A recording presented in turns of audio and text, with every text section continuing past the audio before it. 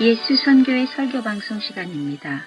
오늘 설교 방송은 신약성경 베드로전서 4장 12절부터 19절의 말씀을 가지고 그리스도인이 당하는 고난에 대한 권면과 위로라는 제목으로 예수 선교의 조은찬 목사님의 설교가 있겠습니다.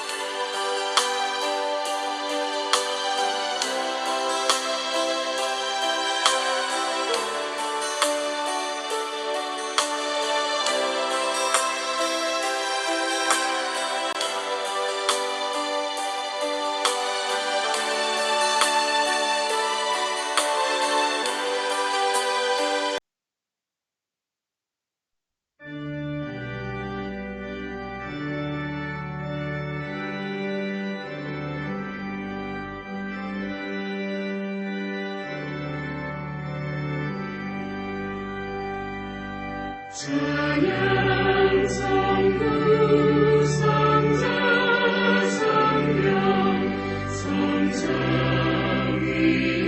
일체께 영원 무궁하기까지 영광을 돌리세 영광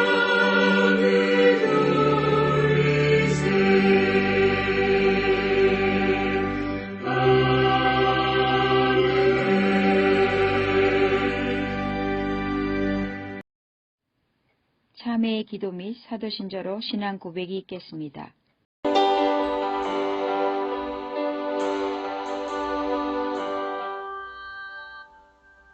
우리 다 같이 참회의 기도 및 사도신조로 신앙 고백이 있겠습니다. 전능하신 하나님, 오늘 거룩한 주일을 맞이하여 주님 전에 나와 다시 참회의 기도를 드립니다.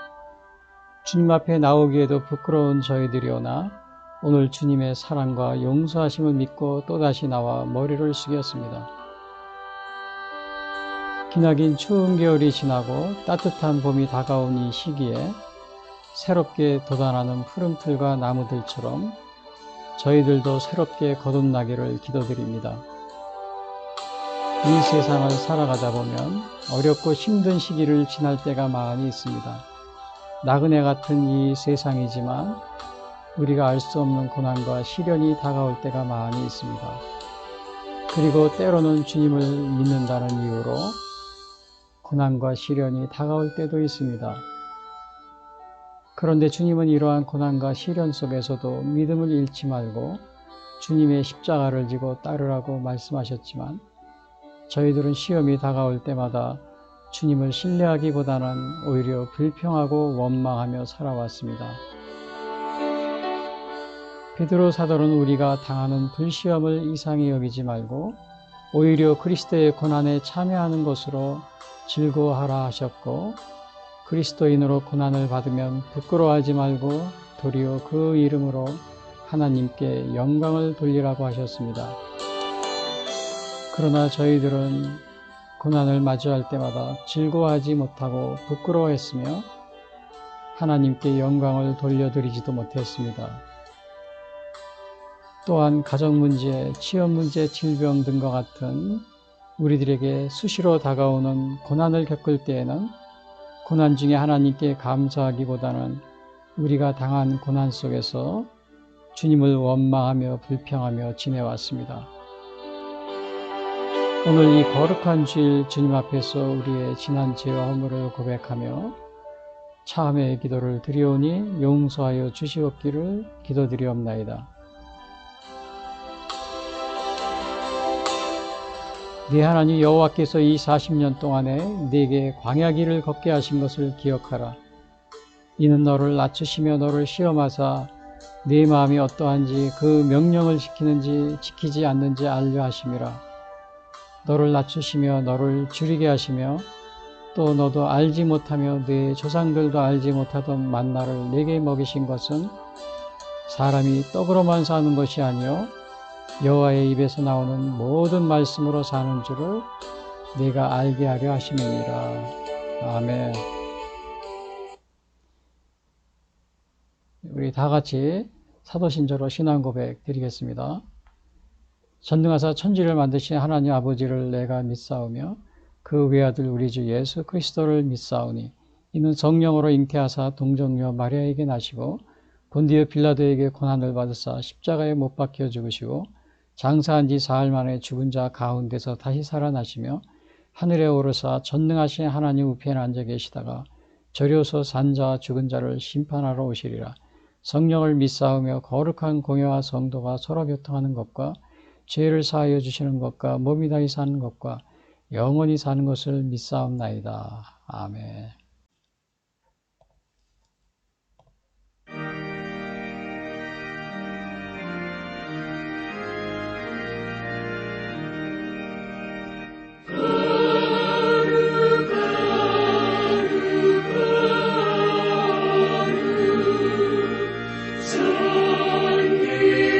전능하신 만군의 주 영광 받으옵소서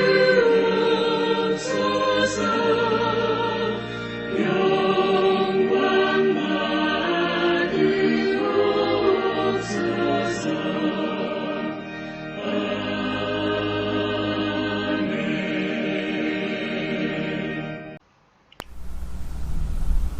이어서 오늘 방송 설교를 위한 성경 말씀 봉독이 있겠습니다.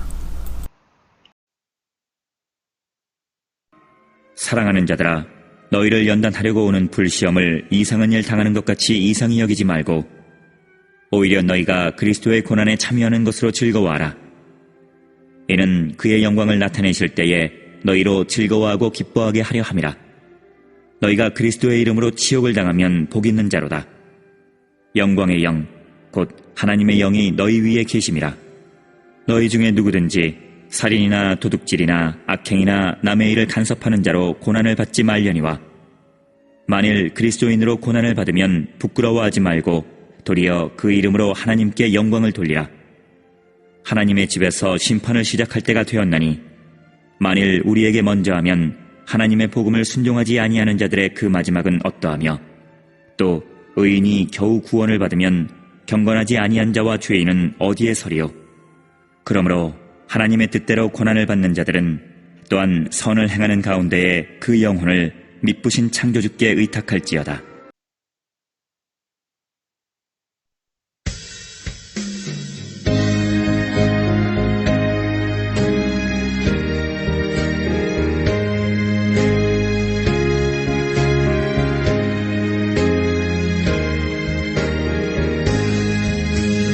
너 시험을 당해 죄 짓지 말고 너 용기를 다해 곧 물리치라. 너 시험을 이겨 새 힘을 얻고 주 예수를 믿어 늘 승리하라.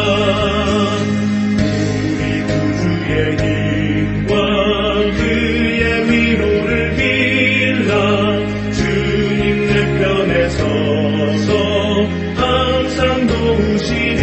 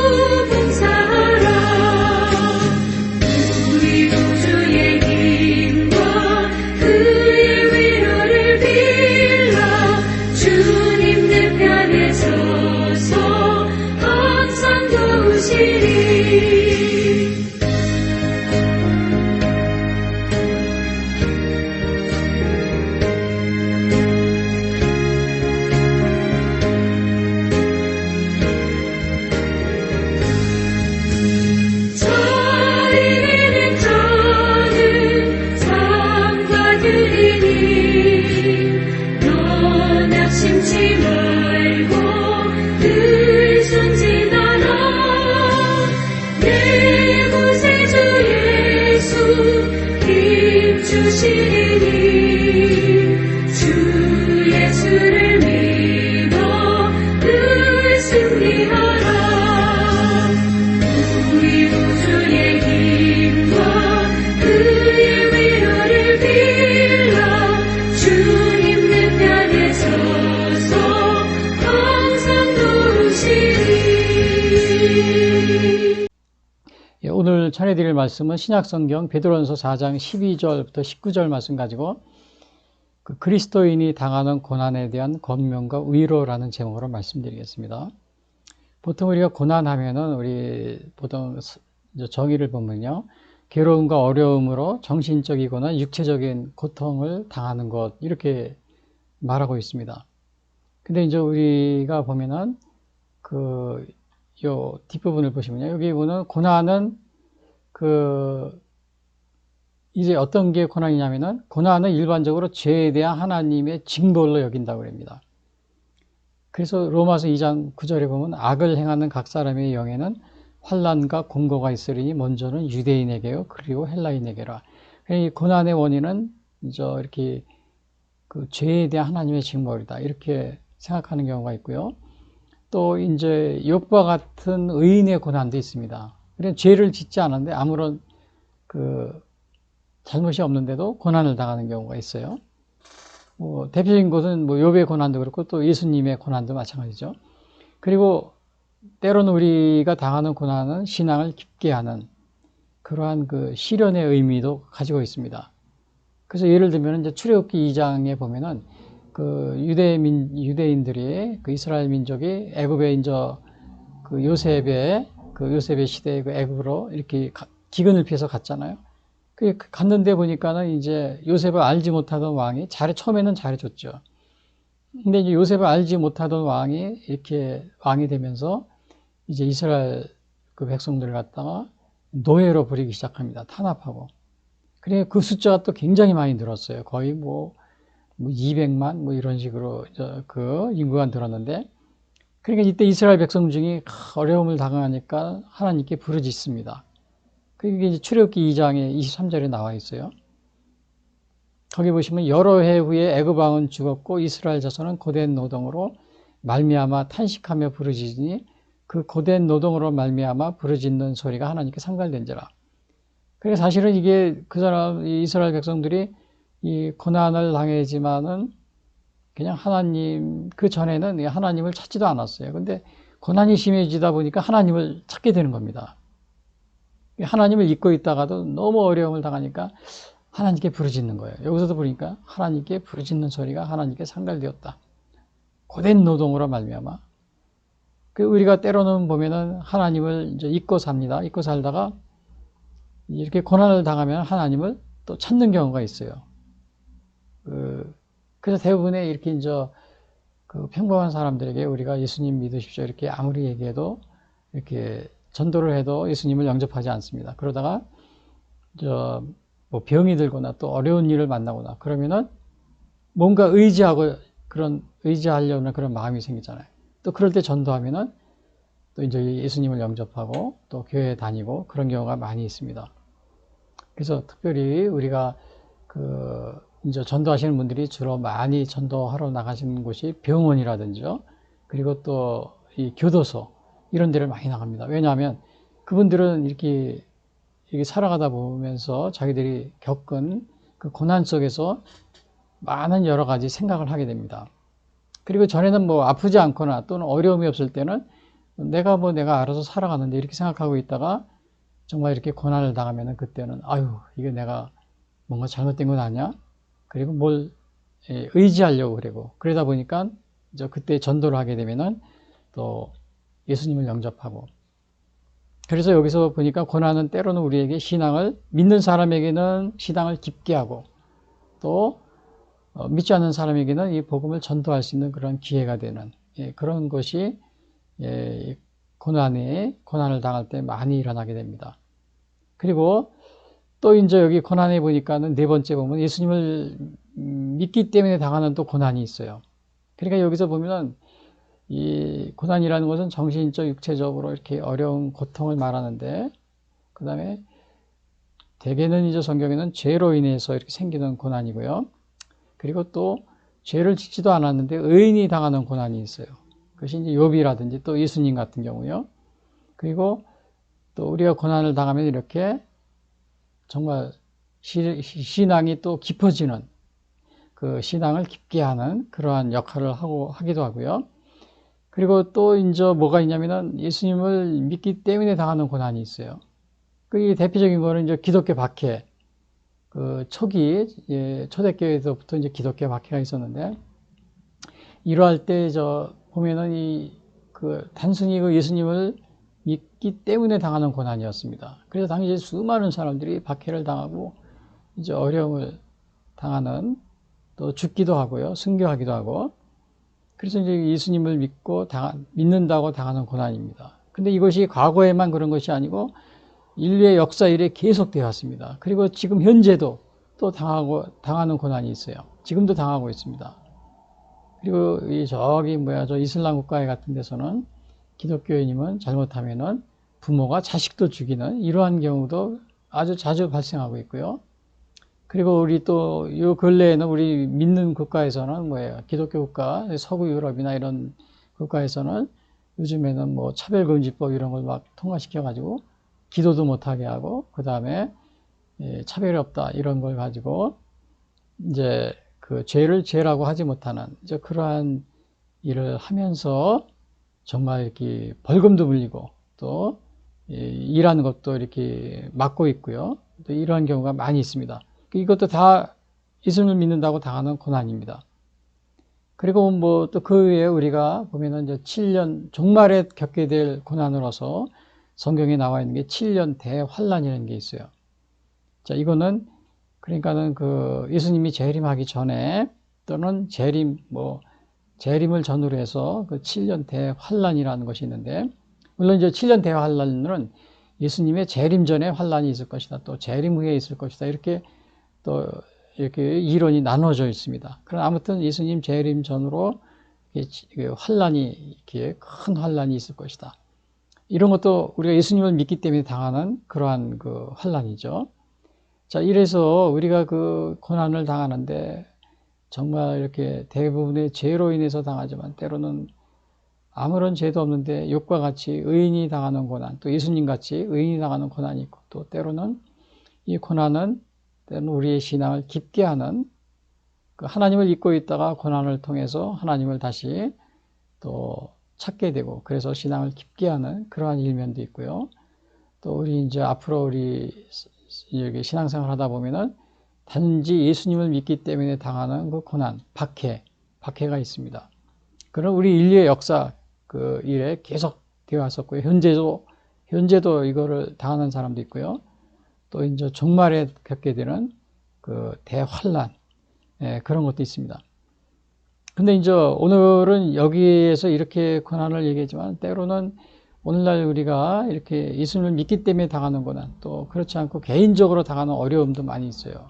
예를 들면은 가정 문제, 또 취업 문제, 그리고 개인이 질병 문제, 이런 것들로 인해서 당하는 고난도 있습니다. 그런 거 제가 여기 다 기록 안 해놨지만, 근데 오늘은 여기서 이 고난 중에서 어떤 걸 여기서 말씀드리려고 하는 거냐면, 베드로전서 4장 오늘 12절에 나와 있는 이 4장 12절, 19절에서 이 고난은 그 어떠한 고난에 해당되냐면요, 예수님을 믿기 때문에 당하는 고난입니다. 원래 그거에 대해서 쓴 겁니다. 예수님을 믿기 때문에, 그러니까 그 초기에요.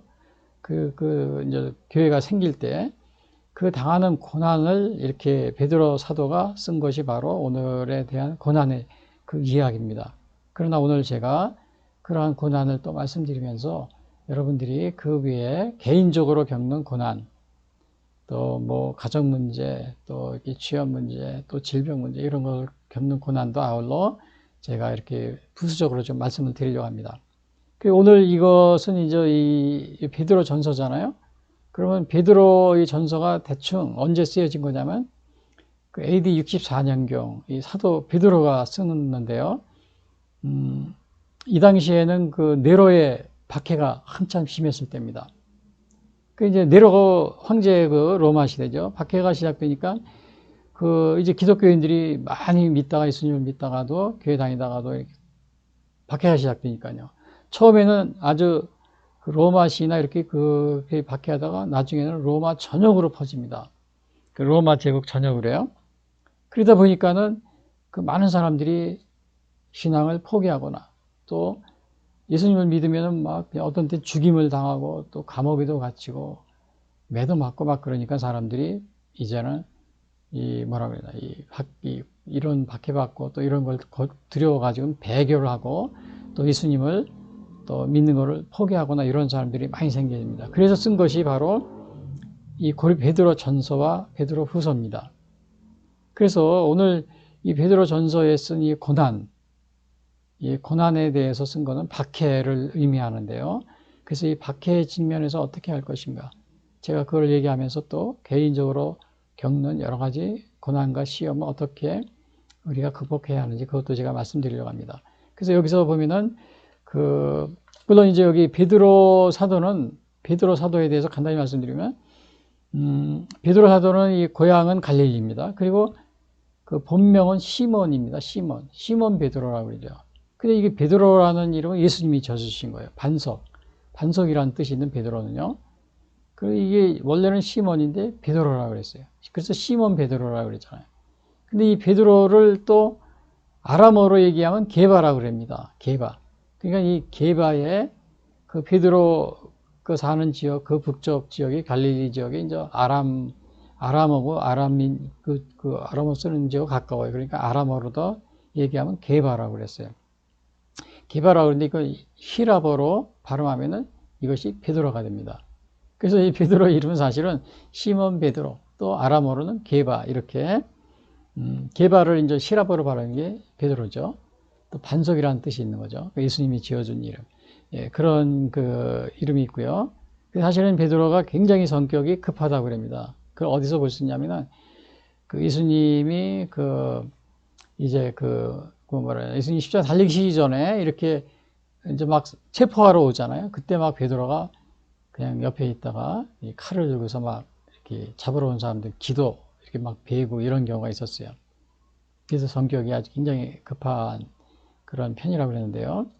그리고 이제 나중에는 베드로가 이 예수님의 부활 승천을 한 것을 그때 또 오순절 성령 강림에 거기에서 회심을 해서, 회심이라기보다는 그때 완전하게 정말 신 안에 확신을 가지고 전도를 하기 시작하면서 예루살렘 교회, 제초의 교회가 예루살렘의 교회입니다.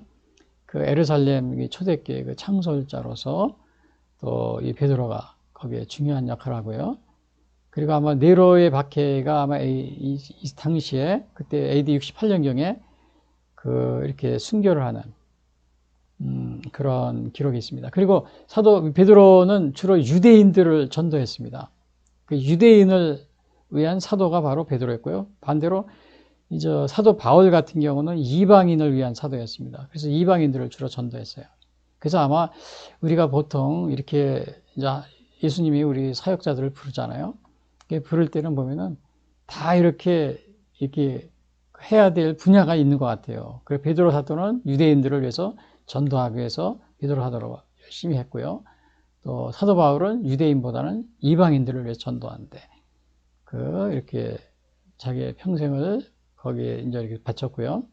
그래서 오늘날도 보면 우리나라에도 보면은 여러 분야에서 이렇게 목회자 또 지원한 사람이 있습니다. 그래서 어떤 분들은 목회자가 돼가지고 주로 이제 감옥이나 이런 데도 전도하는 분들이 있고, 또 어떤 또 사역자들은 탈북민들, 북한에서 탈북한 분들, 그런 분들 사역자 전도하는 분이고, 또 우리나라에는 또 외국인들이 많이 있잖아요. 그래서 외국인 사역자로 또 소명을 받은 분도 있고, 이렇게 각자 이렇게 해당 분야가 거기에서 이렇게 하나님이 부르신 그런 사명에 따라서 이제 이렇게 사역을 하고 있습니다. 베드로는 유대인들을 위한 사도였습니다. 유대인 전도를 위한 주로요. 물론 베드로 사도도 이방인을 전도하긴 했어요. 그러나 주로 이제 유대인들을 전도하는데 아마 사명을 가지고 있었던 것 같습니다. 그리고 이제 오늘 그래서 이 고난에 대해서, 자, 오늘 이 제목을 다시 보면요, 그리스도인이 당하는 고난에 대한 권면과 위로라고 그랬는데, 자, 여기에서 보면은, 그러면 첫 번째 여기 보시면은 12절부터 19절까지입니다. 제가 요 밑에 16절이라고 잘못 썼어요. 19절까지예요. 그 첫 번째는 뭐냐면 시험을 이상하게 생각하지 말고 시험, 고난, 시험 이렇게 생각하시면 됩니다. 시험을 이상하게 생각하지 말고 그리스도의 고난에 참여하는 것으로 기뻐하라. 예, 그리스도의인데 잘못, 예, 오타가 있습니다. 그리스도의 고난에 참여하는 것을 기뻐하라. 그리고 여기 오타가 좀 몇 군데 있는데요. 그리스도의, 그 다음에 저 맨 밑에 보시면 이 제목이 있잖아요. 여기 제목에도 보면 4장 12절부터 19절인데 16절로 되어 있습니다. 예, 이게 제가 이게 실수를 했는데요. 자, 그리스도의 고난에 참여하는 것으로 기뻐하라. 그게 이제 12절, 13절 그 얘기가 이제 그것에 대한 얘기입니다. 그래서 여기에 12절에 보면 사랑하는 자들아 너희를 연단하라고 오는 불시험을 이상한 것 같이 이상히 여기지 말고 그랬어요. 그러니까 불시험이라고 그랬어요. 불시험. 너희를 연단하려고 오는 불시험. 근데 여기서 보니까 불시험이 다가오는데 이거를 연단하려고 오는 불시험이라고 그랬어요. 그 베드로 사도는 이거를 연단하려고 오는 불시험이다. 이런 얘기를 합니다. 이거를 뭐 이상하게 생각하지 마라. 여기서 불시험이라는 것은 뭐 불을 갖다 이렇게 뭐 실제로 초대교회에서는 불시험도 당했어요. 불러서 이렇게 막 화형을 당하고 그런 경우가 있었어요. 근데 여기서 불시험이라는 것은 아주 당시에 혹독한 박해, 그거를 강조하기 위해서 아마 불시험 이렇게 쓴 것 같습니다. 근데 이렇게 시험 당하는 것을 이상히 여기지 말고, 이거는 주로 박해입니다. 초대교회 그 네로 황제 시대에 박해했던 그걸 이상하게 여기지 마라. 예? 그러니까 그리스도인들에게 이 시험 또 고난 이런 거는 이상한 것이 아니고 정상이고 때로는 그것은 연단을 위한 것이다. 뭐 이런 뜻입니다. 그러니까 믿는 자에게도 시험이 있습니다. 우리가 예수님 믿었으니까 이제 나에게는 시험도 아무것도 없고 고난도 없고 그냥 이 땅에 살면서 행복하게 잘 살게 될 거야. 그렇게 되지 않으면 내가 그 예수님 믿는 거 그만두겠어. 뭐 이렇게 생각하는 사람이 많이 있습니다. 그렇게 많지 않아도 이걸 기복신앙이라고 그러죠. 내가 예수님 믿고 예수님 믿으면 복 받고 잘 될 거야. 근데 내가 예수님 믿고 복 받고 잘 되지 않고 고난을 받으면 그거는 내가 믿는 예수님이 뭔가 잘못된 거야. 그래서 나 안 믿을 거야. 이런 건 이제 기복신앙이라고 합니다. 기복신앙. 근데 믿는 자에게도 시험이 있습니다. 그래서 예수님도 시험을 받으셨잖아요. 심지어 예수님은 어떻게 십자가에 달려 돌아가시기까지 했잖아요. 그리고요, 우리가 뭐 예수님뿐만 아니고 예수님의 12사도가 있잖아요. 예수님의 12사도 보면은 12사도가 사도 요한, 또 가룟 유다는 물론 이제 배교해가지고 자살한 거지만 사도 요한, 요한계시록을 쓴 또 요한복음을 쓴 사도 요한 외에는 나머지 10분이 다 순교했습니다. 순교했어요. 아니, 예수님이 불러가지고 제자가 됐는데, 그럼 예수님이 얘들아, 뭐, 나의 제자가 되거라 그래서 그러고 왔는데, 예수님이 정말 높은 자리도 시키고, 한 자리도 이렇게, 출세가끔 해주시고, 좋은 집에도 살게 해주시고, 또, 돈도 많이 벌게 해주시고, 그렇게 해야 되는 거 아니에요? 예수님이 불렀으니까. 근데 이게 어떻게 된 것이 10명의 제자들이 다 순교를 했습니다. 그리고 사도 바울 같은 경우도 예수님이 그냥 다메섹 도상에서 이렇게 부르셨고, 그래서 그 사도 바울은 항상 그럽니다. 예수 그리스도의 종 사도 바울은 예수님의 부르심을 받고 사도가 된 바울은 항상 이렇게 얘기합니다. 그러면 바울아 바울아 다메섹에서 불렀잖아요. 그 불렀으면 예수님이 부른 거니까 내가 너를 잘 살게 해주고 좋은 집에 살게 해주고 좋은 차를, 뭐 당신 차가 없겠죠. 오늘날 말하면 좋은 차도 내가 타게 해주고 또 돈도 많이 갖고 잘 살게 해줄 거야. 그래서 내가 너를 부른 거야. 그렇게 했으면 좋으련만 그게 아니고 사도 바울 같은 경우는 어떻게 됐어요? 평생을 정말 온갖 고난을 다 겪다가 마지막에는 이 옥살이를 합니다. 옥살이도 그냥 한두 번이 아니고 그냥 수도 없이 마지막엔 감옥에서 또 박해를 받다가 또 정말 그 마지막 생에는 로마 감옥에서 감옥 생활하다가 그리고 순교를 하게 됩니다. 그래서 이것이 정말 이렇게 고난을 당해서요. 그래서 우리가 예수님 믿으면 이게 이상한 거 아니야? 그렇게 생각하지 말라고 그러는 겁니다. 그리고 예수님이 뭐라 그랬냐면요. 이렇게 이상하게 생각하지 말고 오히려 너희가 그리스도의 고난에 참여하는 것으로 즐거워하라. 13절에 그랬죠. 이는 그의 영광을 나타나실 때 너희로 즐거워하고 기뻐하게 하라 하심이라. 그러니까 시험을 이상하게 생각하지 말고 그리스도의 고난에 참여하는 것 즐거워하라. 여기서 이렇게 얘기하고 있어요. 여기서 그리스도의 고난에 참여한다는 것은 예수님도 고난을 당하셨다는 겁니다. 예수님도 십자가 달려 죽으시고 또 피를 흘리시고 또 살아계실 때 정말 얼마나 많은 고난을 당하셨어요. 그러니까 우리가 예수님의 고난에 참여하는 것으로 우리가 즐거워하라는 겁니다. 고난에 참여하는 것으로. 예수님도 고난을 당하셨기 때문에. 근데 왜 이렇게 그러면 고난에 우리가 참여해야 되느냐? 다 순교해가지고 예수님 12제자 다 순교했잖아요. 그리고 사도 바울도 다 순교하고 베드로 사도도 순교합니다. 근데 그것으로 그냥 끝이다. 그러면 우리가 고난에 참여할 즐거워할 이유가 안 되죠. 그냥 그것으로 끝이라면요. 근데 여기 그렇게 우리가 즐거워해야 될 이유가 여기에 써 있어요. 우리가 왜 그러면 기뻐해야 되는가? 왜냐하면은 이 고난에 참여 우리가 하면은 영광에도 참여할 것이 그렇습니다. 영광에도. 예? 영광에도. 여기 보면은 마태복음 5장 11절에 이런 말이 있어요. 나로 말미암아 너희를 욕하고 박해하고 거짓으로 너희를 거슬려 모든 악한 말을 할 때에는 너희에게 복이 있나니 기뻐하고 즐거워하라. 하늘에서 너희의 상이 크니라. 그러니까 이거는 우리가 고난에 참여하는데 나중에 어떻게 돼요? 하늘에서 우리의 상이 크다 그랬어요. 그러니까 우리가 이 세상에서 당하는 고난, 그 고난이 끝이 아니고 하늘에서 하나님께서 우리에게 이렇게 상을 주시고 또 영광의 면류관을 우리에게 주시기 때문에 우리가 고난에도 기뻐한다는 겁니다. 물론 우리가 이 땅에 살면서도 고난을 당하지 않고 또 우리 보통 오늘날 많은 믿는 사람들이 정말 이 땅에서도 예수님 믿고 그렇게 대부분이 다 살아갑니다. 그러나 이렇게 정말 또 하나님의 뜻으로, 하나님의 뜻으로 말미암은 고난이라고 그래요. 나중에 보면요. 하나님의 뜻으로 말미암는 이 고난에 참여하게 될 때에는 우리가 기뻐하라는 겁니다.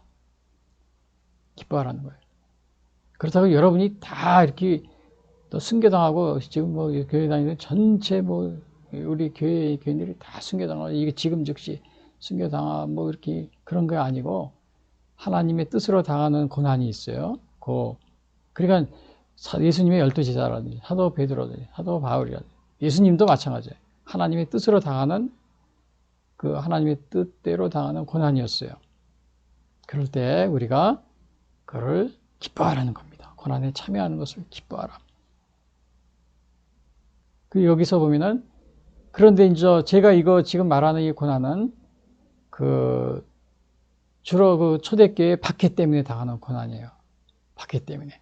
근데 오늘날 우리가 고난은 박해 때문에 당하는 고난, 기독교인이기 때문에 당하는 고난, 그것이 아니고 또 개인에게 다가오는 이 고난도 있습니다. 개인적으로 다가오는 고난. 그것이 뭐가 있냐면은 물질 문제, 또 병이라든지 질병이라든지 취업 문제, 가정 문제, 또 사회생활 할 때 이렇게 막 당하는 고난이 있어요. 예?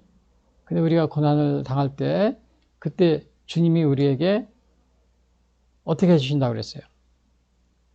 그가 시험을 받아, 히브리서 2장 18절, 그가 시험을 받아 고난을 당하셨은즉 시험 받는 자들을 능히 도우실 수 있느니라. 또 마태복음 11장 28절, 수고하고 무거운 짐진 자들아 다 내게로 오라 내가 너를 쉬게 하리라. 그러니까 개인들이 이렇게 당하는 고난, 이런 거에 대해서 주님이 우리를 도와주신다, 이렇게 분명히 얘기해 주고 있습니다. 그래서 혹시 여러분 지금 여기 그러나 12절 13절에 나오는 이러한 것들은 예수님이 예수님을 믿는다는 이유 때문에 당하는 박해, 고난입니다. 초대교회 때는 어떻게 했어요? 네로관계 때는 내가 예수님 믿는 것을 부인하면 내가 너를 살려주겠다. 막 이런 게 많이 있었어요.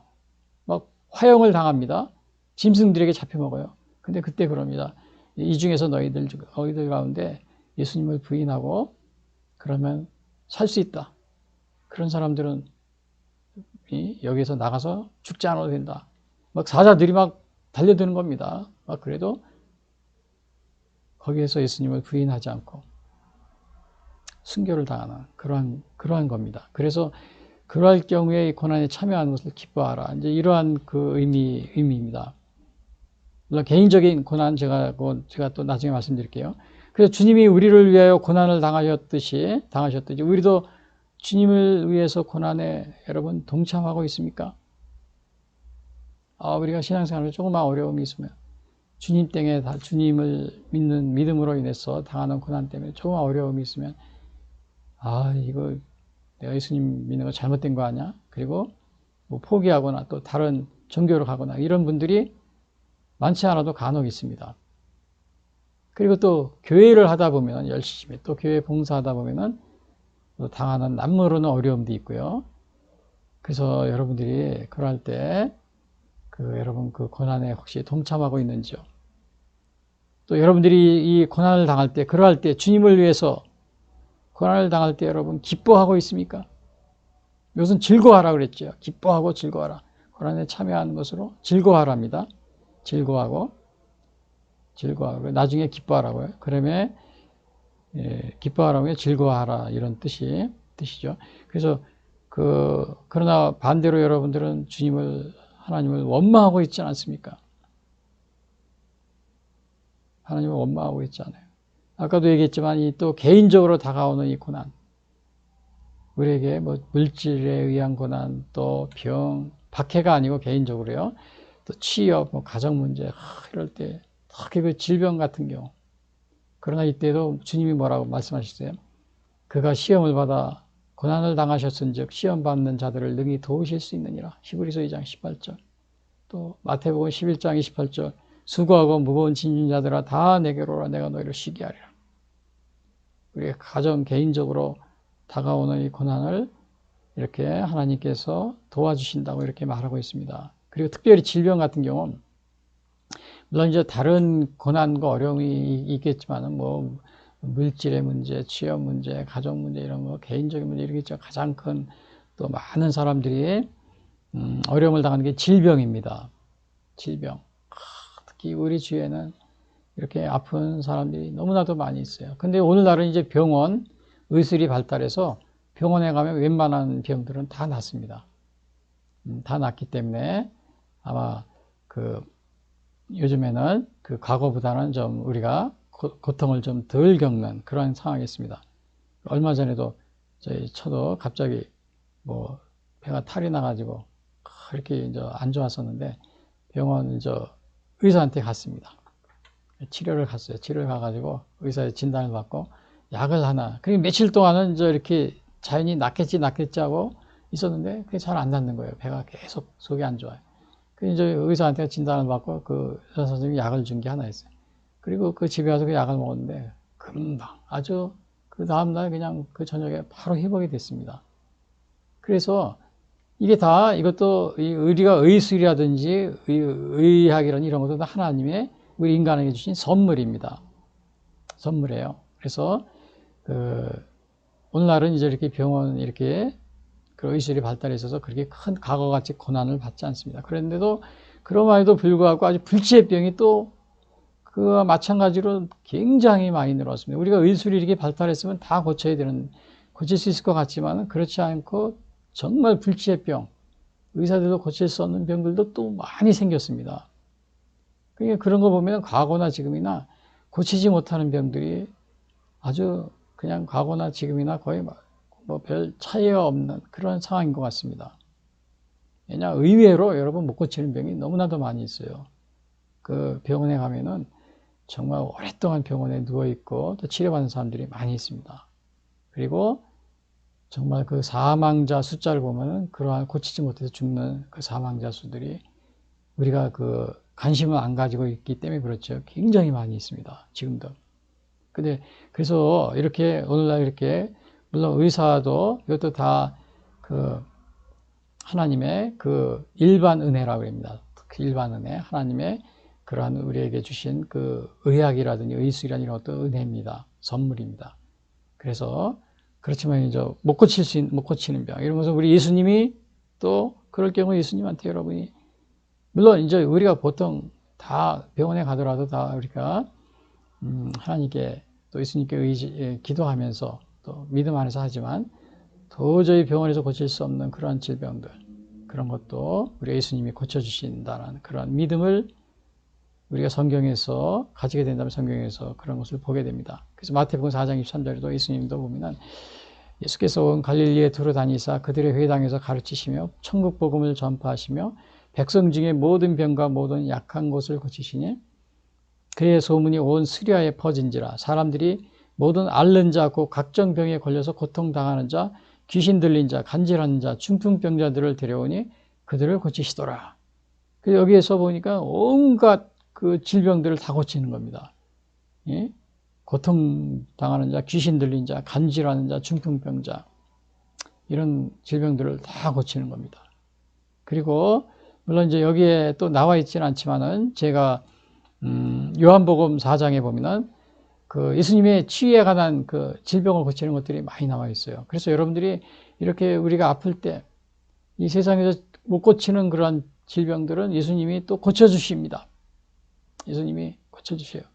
근데 이제 우리가 또 요한복음 4장에 보면 어느 신하의 아들이 있었어요. 그래서 신하의 아들이 있었는데 자기 아들이 죽게 되니까 그 예수님이 가까운 데로 갈릴리 지역에 그 오신다는 소식을 듣고는 예수님을 청합니다. 아, 예수님 우리 집에 오셔서 내 아들이 죽어가는데 좀 살려주십시오. 그러니까 예수님이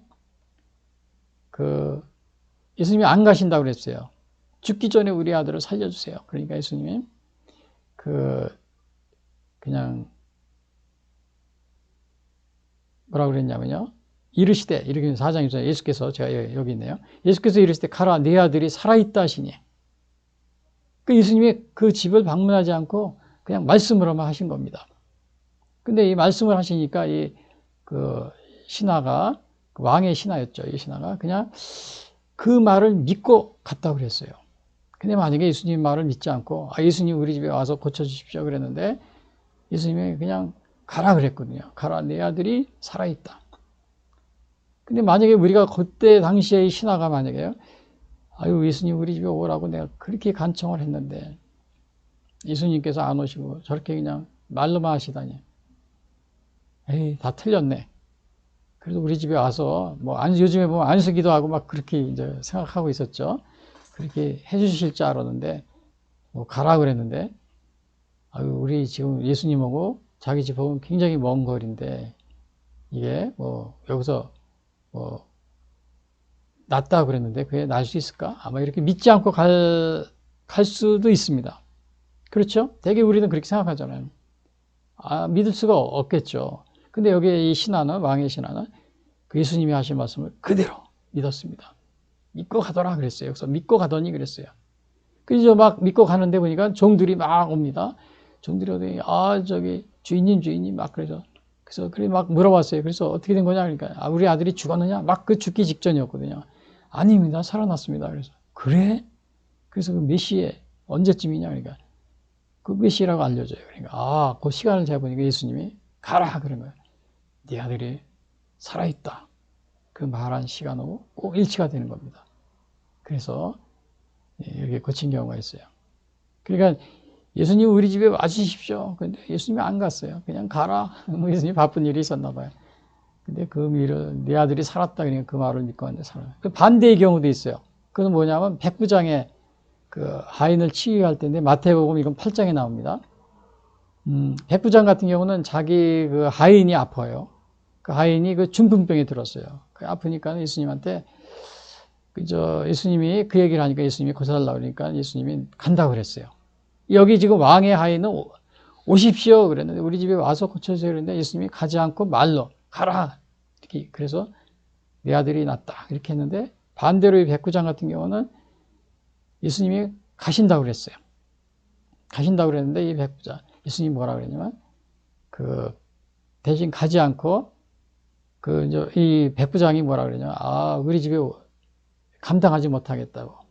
그냥 말씀으로만 해주십시오. 그럼 우리 병이 낫겠다고 이렇게 합니다. 그러니까 예수님이 그 자리에서 가지 않고 말씀으로 고쳐주십니다. 그 병에서 이제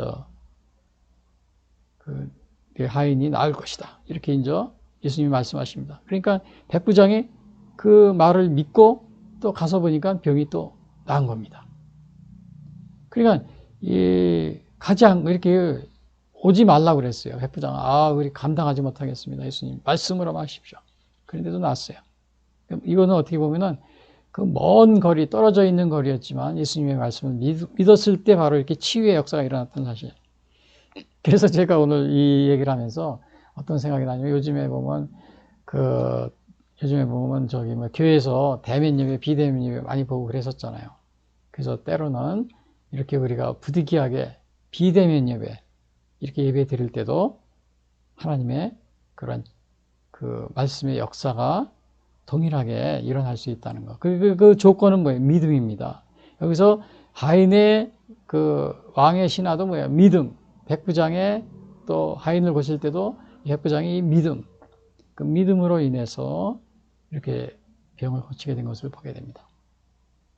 거리에 상관없습니다. 거리에 상관없습니다.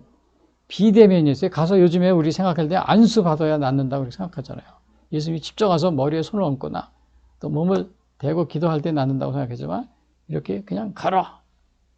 네 믿음이 너를 구원하였느니라. 막 이렇게 멀리서도 이렇게 비대면인 경우도 원래 이렇게 치유의 역사가 일어났다는 사실을. 그래서 여러분 지난번에 코로나 시대 때 많은 여러분들이 이게 신앙이 우리가 더 떨어지거나 또 그런 건 아닌가? 물론 그럴 수도 있겠죠. 그러나 때로는 이렇게 우리에게 믿음이 있다면 비대면이라도 믿음이 있다면 이렇게 하나님의 역사가 일어난다는 사실. 특별히 이 질병 치유, 지금까지 고난은 이 그리스도인이기 때문에 겪는 박해이지만 또 개인적으로 개인적인 고난, 물질에 인해서 병으로 인해서 취업으로 인해서 가정 문제, 특히 질병으로 인한 고난, 그 중에서 이런 거는 가장 아주 우리에게 다가오는데 이런 질병으로 인한 고난, 이런 것도 예수님이 질병을 치유해 주시는데 특별히 우리가 믿음을 가지고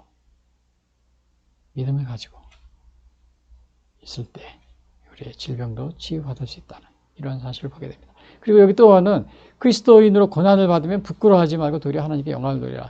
이거는 앞에 얘기하고 똑같은 겁니다. 이 앞에 시험을 이상하게 생각하지 말고 그리스도의 고난에 참여해서 즐거워하라. 이 말이나 그리스도인으로 고난을 받으면 부끄러워하지 말고 도리어 하나님께 영광을 돌리라. 이 말도 비슷한 거예요. 그러나 이제 이것이 같은 얘기지만 14절, 15절, 16절에 나와 있어요. 그래서 14절 보시면은 너희가 그리스도의 이름으로 치욕을 당하면 복이 있는 자로다. 그랬어요. 그리스도의 이름으로. 영광의 영구 하나님의 영광이 너희에 계심이라. 그러니까 이거는 예수님의 이름으로 치욕을 당한다 그랬어요. 근데 이러한 것들은 예수님 자신이 그렇게 말씀하십니다. 아까도 봤듯이요. 위에서 봤잖아요. 나로 말미암아 마태복음 5장 11절 나로 말미암아 너희를 욕하고 박해하고 거짓으로 너희를 거슬려 모든 악한 말을 할 때에는 너희에게 복이 있나니 기뻐하고 즐거워하라. 하늘에서 너희 상해. 그러니까 이렇게 예수님의 이름으로 치욕을 당하면 복이 있다고 그랬어요. 복이 있다고 그랬어요. 왜냐? 하늘에서 너희의 상이 크다고 그랬거든요. 그리고 또 15절에도 그러면 너희 중에 누구든지 살인이나 도둑질이나 악행이나 남의 일을 간섭하는 자로 고난을 받지 말려냐. 이거는 이제 나쁜 일을 하면서 고난을 받는 거는 이게 하나님께 영광이 되지 않겠죠. 예수 믿는 사람으로서 이렇게 나쁜 일을 하면서 고난을 받는 경우도 있어요. 좋은 일을 하는 게 아니고. 16절에 그래요. 만일 그리스도인으로 고난을 받으면 부끄러워하지 말고 도리어 그 이름으로 하나님께 영광을 돌리라 그랬어요. 그리스도인으로 고난을 받으면. 근데 여기처럼 이렇게 악한 일을 하다 고난을 받으면 영광을 돌리는 것이 아니고 오히려 하나님의 영광을 가리는 일이 되는 거죠. 그래서 혹시 여러분들은 정말 기독교인인데 정말 이렇게 나쁜 일, 악한 일을 하면서 하나님의 영광을 가리고 있지는 않습니까? 악한 일을 하면서 우리 기독교인들 보면 그런 경우가 많이 있어요. 옛날에 보면 예? 우리 이제 중세시대 때 뭐 초대교회 이렇게 보면은 그 종교개혁 후에는 기독교인들이 서로 기독교인들을 서로 죽이는 이런 전쟁이 오랫동안 있었습니다. 그 예를 들면은 뭐 프랑스의 뭐 박해 때는 천주교인들이 기독교인들을 많이 개신교인들이죠. 개신교인들을 수도 없이 죽이고 서로 싸우고, 야, 그거 싸우는 거 보면은 굉장히 아주 참혹합니다. 이런 것은 다 뭐예요? 살인이나 도둑질 이런 악한 일로 인해서 정말 고난을 당하는 이런 것들입니다.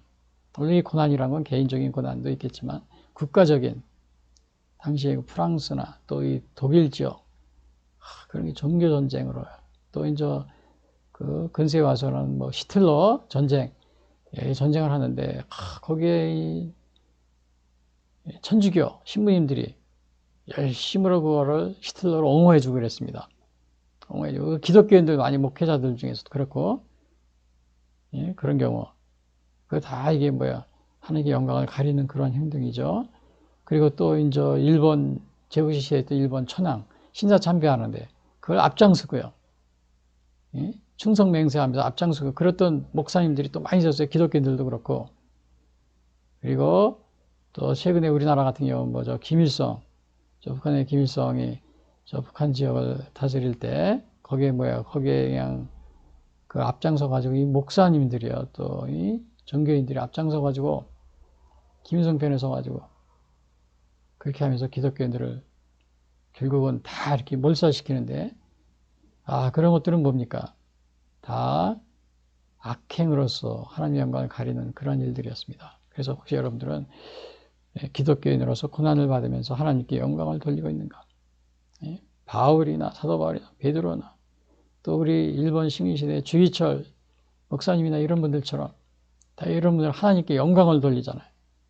그런데 이 반대로 히틀러 편에 서가지고 히틀러를 지지해주면서 김일성이나 또 일본 식민 제국 시대에 신사 참배하자고 그냥 일본 천황 편에 서가지고 그런 분들은 다 하나님의 영광을 돌리는 것이 아니고 오히려 하나님의 영광을 가리는 그런 생활을 했던 거죠. 그리고 마지막 여기 보시면은 그래서 그럽니다. 만일 그리스도인의 고난을 받으면 부끄러워하지 말고 그 이름을 하나님께 영광을 돌리라. 영광을 돌렸어요. 그래서 사도 바울이나 또 사도 베드로 그 다음에 순교하신 우리 주기철 목사님이나 이런 수많은 많은 분들이 있잖아요. 이렇게 다 영광을 돌리는 고난을 받았지만 고난을 안 받은 게 아니에요. 그리스도는 고난을 받았어요. 그러나 그 고난 중에도 영광을 돌린 겁니다. 마지막으로 여기 뭐냐면 하나님이 때문에 고난을 받아서 하나님께 영혼을 위탁하라. 물론 이건 박해 상황을 가정한 겁니다. 당시에 기독교인들 밖에요. 기독교인이기 때문에 당하는 그 고난 그거 때문에 이제 이거 고난을 순교하는 경우도 있었거든요. 그럴 경우 하나님께 영혼을 위탁하라 그랬어요. 그래서 하나님의 집에서 17절 보시면 하나님의 집에서 심판을 시작할 때가 되오니 만일 우리에게 먼저 하면 하나님의 복음을 순종하지 아니하는 자들의 그 마지막은 어떠하며 근데 고난을 이 하나님의 심판이 시작되는데 종말에 믿지 않는 사람들은 뭐 어떻게 된다는 거예요. 마지막이 어떠하며 그런데 이거 뭐 그 뒤에 말은 써놓지 않았지만 그 뭐 마지막이 어떠하겠어요. 마지막은 뻔한 거죠. 이 마지막에는 어떻게 하나님의 영원한 심판을 그 영원한 멸망에 받는 심판이 있을 뿐이죠. 그것은 어디에 나오냐면 데살로니가 전서에 나옵니다.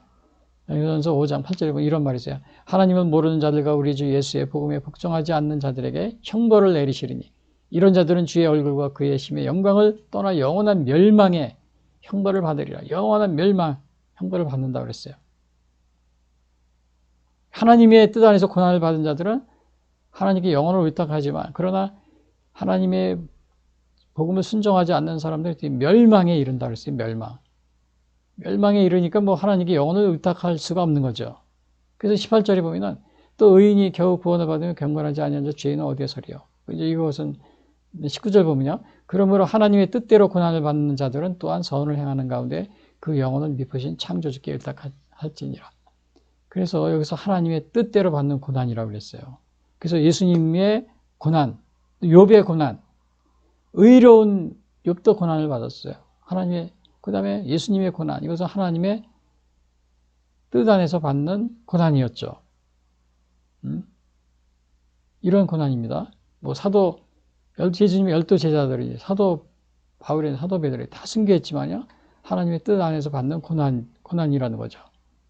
그래서 이러한 것들은 믿는 자들은 뭐예요? 이러한 것들은 연단을 위한 경우가 있습니다. 대개 믿는 자들이 받는 고난은요. 아까 앞에서도 얘기했지만 하나님을 잊고 있다가 고난을 통해서 더 하나님과 가까워지고 이런 경우요. 또 이스라엘 광야 40년 생활했어요. 이런 경우는 뭐예요? 그 상황 40년을 통해서 정말 많은 하나님의 고난을, 이게 개인들이 겪는 고난을 하나님과 또 신앙을 더 견고해야 하고 가까이 할 수 있는 그러한 연단을 쌓는 그러한 계기가 된 겁니다. 그래서 오늘 여기서 이거 하나님의 뜻대로 하는 고난. 예수님도 마찬가지로 하나님의 뜻대로 하나님 뜻 안에 받는 고난이었죠. 그리고 그래서 이걸 어떻게 보면은 바켓이 영혼을 위탁하라고 그랬는데 여기서 보면은 하나님께 영혼을, 그러니까 이 고난을 받다 보면 죽을 수도 있어요. 그럴 때는 어떻게 하라고 해요? 하나님께 영혼을 위탁하라. 예수님도 그랬어요. 누가복음에 보면은 23장 46절에 보면 뭐라 그랬어요? 예수께서 큰 소리로 불러 이르시되 아버지 내 영혼을 아버지 손에 부탁하나이다. 그 다음에 사도행전 7장 5절에 스데반이 나오죠. 이때도 스데반도 돌에 막 맞아 순교합니다. 그때 마지막에 뭐라 그랬어요? 그들이 돌로 스데반을 치니 사도행전 7장 57절 스데반이 부르짖어 이르되 주 예수여 내 영혼을 받으시옵소서. 그래서 이렇게 정말 마지막에 하나님께 영혼을 위탁하는, 여기 뭐라 그러죠? 하나님이 뜻 안에서 고난을 받는 자들 하나님께 영혼을 위탁하라. 이것을 여기서 얘기해 주고 있습니다. 그런데 이제 우리 개인적으로 또 이것이 이거 여기 예수님하고 또 스데반을 얘기했지만 우리 교회사에 보면 폴리캅이라는 그런 교부가 있었는데 이분은 정말 마지막에 화형을 당해 순교했습니다. 그 전에 폴리캅을 이렇게 뭐라 그러나 존경했던 그러한 지방 관리가 있었는데 그 사람이 이제 로마의 황제의 명을 받고 이걸 집행하지만은 자기는 폴리캅이라는 사람에게 너무 존경했기 때문에 어떻게든 살리려고 그래서 폴리캅한테 가가지고 제발 예수님 안 믿는다고 하십시오. 그러면은 살 수 있습니다. 만약에 예수님 믿는다고 하면 저 사자한테 잡혀줄 수 있습니다. 그러니까 그래도 폴리캅이 대답을 하지 않아요. 그거를 거기에 이렇게 유혹에 넘어가지 않습니다. 그러니까 나중에는 이거 그렇지 않으면 불에도 화형당할 수도 있습니다. 그러니까 내가 죽는 것은 나에게는 영원한 생명이 있다. 영원히 사는. 그런데 내가 불에 죽는다면 그것은 단지 몇 분 만에 나는 고통을 당했는데 내가 몇 분 만에 고통을 당하는데 영원한 생명이 나에게 있는 것을 내가 그것을 포기할 수 있을 것 같으냐? 그러면서 화형을 당합니다. 그래서 여기서 이것은 뭐예요? 하나님께 영혼을 위탁하는 겁니다. 그래서 오늘날 우리가 특별히 전도할 개인적으로도 많이 어려움을 당하는 그럴 때 보면은 개인적으로도 보면은 특히 이제 병원 같은데 전도를 많이 갑니다. 그러면 그런 분들은 이제 되게 마지막 어려운 순간에 또 이렇게 많은 분들이 이렇게 또 예수님 믿고 회심하는 그러한 경우가 있어요. 그럴 경우 또 하나님께 영혼을 위탁하는 그러한 이제 일들이 많이 있게 됩니다. 특히 이제 임종시에 주님께 영혼을 위탁하는 이제 그러한 것을 우리가 이제 이렇게 또 사역자들 같은 경우는 이런데 또 전도하는데 게을리 하지 말아야 될 것이 생각이 됩니다. 그래서 오늘 여기 요약을 해서 보면요. 시험 당하는 것을 이상하게 생각하지 말고 그리스도의 고난에 참여하는 것을 기뻐하라 그랬어요. 사랑하는 자들아 너희를 연단해 오는 불시험을 이상한 일 당하는 것 같이 이상히 여기지 말고 오히려 너희가 그리스도의 고난에 참여하는 것을 즐거워하라. 즐거워하라. 왜? 나중에 하나님의 영광에 참여한다고 그랬어요. 이 하나님에서 하늘에서 큰 상이 있을 것이다. 영원한 생명을 얻게 될 것이다. 그래서 기뻐하라는 겁니다. 근데 이것은 박해에 대한 거지만은 그러나 개인적으로 당하는 어려움, 가정 문제, 취업 문제, 또 이렇게 또 여러 가지 문제 이런 거 고난 당하는 분들이 이제 그것도 마찬가지예요. 여러분이 알 수 없는 그 고난을 당할 때 그때 기뻐하기보다는 하나님의 그 고난을 또 연단의 기회로 삼고 이렇게 고난을 극복하는 그런 자세가 중요할 줄 압니다. 특별히 그 질병으로 고난당한 분 같은 경우는 정말 어렵습니다. 다른 것보다도. 그래서 개인적인 이러한 시험 가운데 질병. 그러나 우리 예수님은 또 예수님을 믿음으로 또 질병을 치유하고 그런 경우가 치유받은 경우가 많이 있어요. 그래서 여러분이 실망하지 마시고 그 고난 가운데 여러분의 신앙의 그 시련을 잘 극복하시기 바랍니다. 그리고 두 번째는 그리스도의 고난을 받으면 부끄러워하지 말고 도리어 하나님께 영광을 돌리라 그랬어요. 너희가 그리스도의 이름으로 치욕을 당하면 복 있는 자로다. 영광의 영고 하나님의 영이 너희 위에 계심이라. 그래서 그리스도인으로 만일 고난을 받으면 부끄러워하지 말고 도리어 그 이름으로 하나님께 영광을 돌리라 그랬어요. 세 번째는 하나님의 뜻 안에 고난을 받은 자들은 하나님께 영광을 돌리다. 마지막에 이건 박해시의 그 얘기입니다. 박해시의 혹시 어려움을 당할 때 마지막에 그럴 때 그 영혼을 하나님께 위탁하는 이러한 자세. 이거는 뭘 의미하냐면 우리가 마지막까지 하나님을 의지하고 하나님께 맡기라는 겁니다. 그래서 수고하고 무거운 짐자들아 다 내게로 오라 그러셨잖아요. 그래서 결론적으로 말씀하면 인생에게 고난은 항상 다가오게 되는데 고난 중에도 주님을 믿음으로써 겪게 되는 고난은 그리스도의 고난에 참여하면서 부끄러워하지 말고 하나님께 영광을 돌리는 그 삶을 사는 것이 중요하고 그리고 개인적인 고난을 당하게 될 때 이때는 절망하지 말고 주님께 맡겨야 되는데 특별히 그 질병으로 인한 고난을 당하게 되는 경우는 우리가 더 큰 상실과 실망을 겪게 되는데 주님은 우리의 질병을 치료하시는 분이므로 여러분이 그러한 질병 가운데도 또 어떠한 정말 병원에서는 고칠 수 없는 것이다. 불치병이다. 이러한 가운데서도 낙심하지 말고 또 치유를 위해 주님께 기도하며 또 희망을 잃지 않고 살아가시기를 바랍니다. 오늘 예수님의 치유 가운데 그 백부장의 그 하인의 치유, 그 다음에 왕의 신하의 아들의 치유, 뭐 완전 그 불치병입니다. 불치병인데 예수님이 가라, 네 믿음이 너를 구원하였다. 그러니까 그 믿음, 그것을 믿고 그들이 돌아갔을 때 놀라운 역사가 일어났습니다.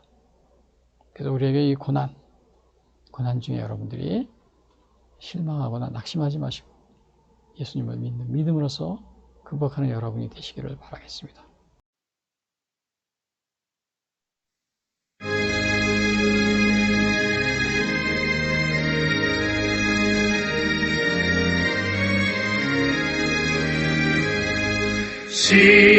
십자가를 내가 지고 주를 따라갑니다. 이제부터 예수로만 나의 복을 삼겠네. 세상에서 부귀 영화 모두 잃어버려도 주의 평안 내가 받고 영생 복을 받겠네. 주도 곤욕당했으니 나도 곤욕당하리. 세상 사랑 감사하나 예수 진실합니다.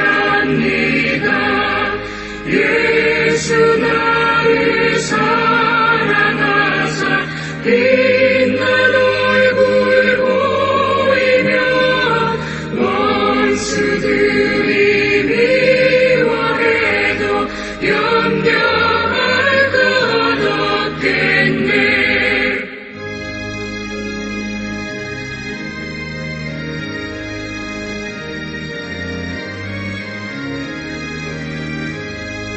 내가 핍박당할 때에 주의 품에 안기고 세상 고쳐나갈수록 많은 위로받겠네.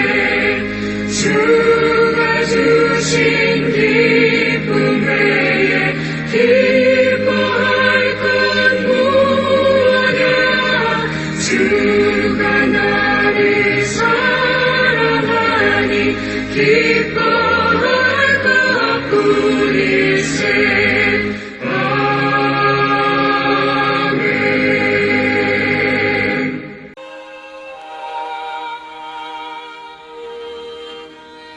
지금까지 예수 선교의 설교 방송을 시청해 주신 분들께 감사를 드립니다. 하나님은 우리를 사랑해 주시고 우리를 위한 놀라운 계획을 가지고 계십니다. 그러나 사람들은 죄를 지음으로 하나님과의 관계가 끊어졌습니다. 로마서 3장 23절은 모든 사람이 죄를 범하였음에 하나님의 영광에 이르지 못한다고 하였습니다. 사람들은 죄 가운데 행하여 이 세상 풍조를 따르고 공중의 권세 잡은 자를 따르고 육체의 욕심을 따라 지내며 육체와 마음이 원하는 것을 하여 진노의 자녀로서 심판에 이르게 되었습니다. 죄로 인하여 사망의 심판에 이르렀음에도 불구하고 인간은 돈, 명예, 권력, 종교, 선행 등 자신의 어떠한 노력으로도 죄의 문제가 해결할 수가 없습니다. 이러한 가운데 하나님은 죄로 인하여 죽을 수밖에 없는 우리를 구하시기 위하여 독생자 예수님을 보내주셨습니다. 요한복음 3장 16절은 하나님이 세상을 이처럼 사랑하사 독생자를 주셨으니 이는 그를 믿는 자마다 멸망하지 않고 영생을 얻게 하려 하심이라 말씀하셨습니다. 그러나 사람들은 우리를 구하러 오신 예수님을 영접하지 않고 십자가에 달려 죽게 하였지만 예수님은 3일 만에 죽음을 이기시고 부활하셨습니다. 그리하여 하나님은 예수님의 구속의 희생을 믿고 회개하여 예수 그리스도를 영접하는 모든 사람들에게 영원한 생명을 약속해 주셨습니다. 그래서 요한복음 1장 12절에서 영접하는 자 곧 그 이름을 믿는 자들에게는 하나님의 자녀가 되는 권세를 주시겠다고 약속하셨으며 요한일서 5장 11절에서는 또 증거는 이것이니 하나님이 우리에게 영생을 주신 것과 이 생명이 그의 아들 안에 있는 그것이니라. 아들이 있는 자에게는 생명이 있고 하나님의 아들이 없는 자에게는 생명이 없느니라 라고 말하고 있습니다. 아직 예수님을 영접하지 못하신 분들은 이 시간 주님을 영접하시기를 바랍니다. 오늘 이 방송을 들으시고 신앙에 대하여 더 알기를 원하시는 분들은 www.missionchrist21st.com 예수 선교회를 방문해 주십시오. 다음 방송 시간까지 안녕히 계십시오.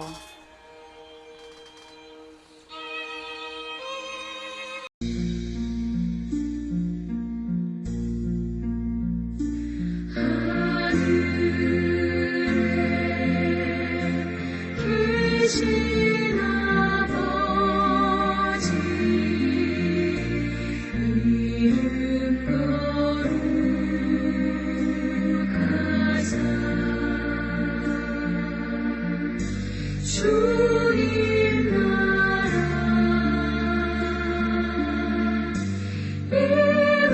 임하시고 뜻이